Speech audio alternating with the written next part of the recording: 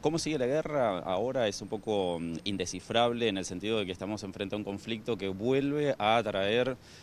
a la actualidad características de conflictos que estaban casi perimidas. Desde el 2001 aproximadamente la guerra se realiza contra el terrorismo, de manera que es una guerra contra un método, ni siquiera contra un Estado, y volvemos en este caso en particular al enfrentamiento entre dos Estados con presencia también posible de otras potencias internacionales. Son potencias que tienen un desarrollo armamentístico interesante, que incluso tienen armas nucleares y con ejércitos profesionalizados, cosa que no ocurría desde hace mucho tiempo en estos niveles. Estamos acostumbrados a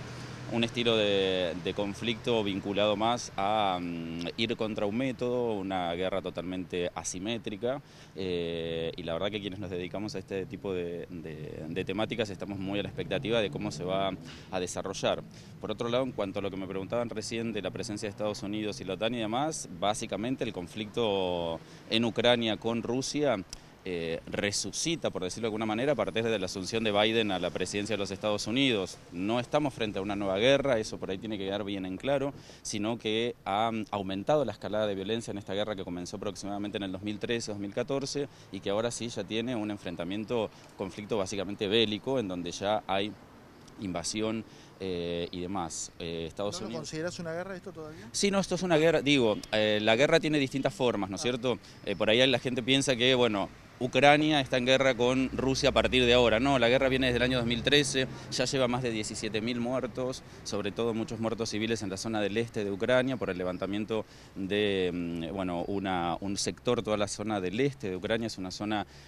muy ligada a la cultura rusa, hablan ruso, con un desarrollo metalúrgico interesante, que comienzan sus levantamientos ya desde el 2013, con una serie de inconvenientes con un presidente que había en su momento en Ucrania, Yanukovych, que era prorruso y bueno, por no firmar una serie de tratados, lo resumo, ¿no? Por no firmar una serie de tratados con la Unión Europea y la OTAN, presionado por Rusia también, tiene que huir y en ese momento las fuerzas o las facciones más prorrusas de Ucrania deciden por un lado la independencia, entre muchas comillas, de Crimea por medio de un plebiscito o por lo menos una llamada al pueblo, y por otro lado la no aceptación de la conformación de las repúblicas de Donetsk y Lugansk, que incluso Putin no las reconoce, pero sí se acuerda en los acuerdos de Minsk que estén tranquilos, que no haya conflictos y demás. Con la llegada de Estados Unidos al poder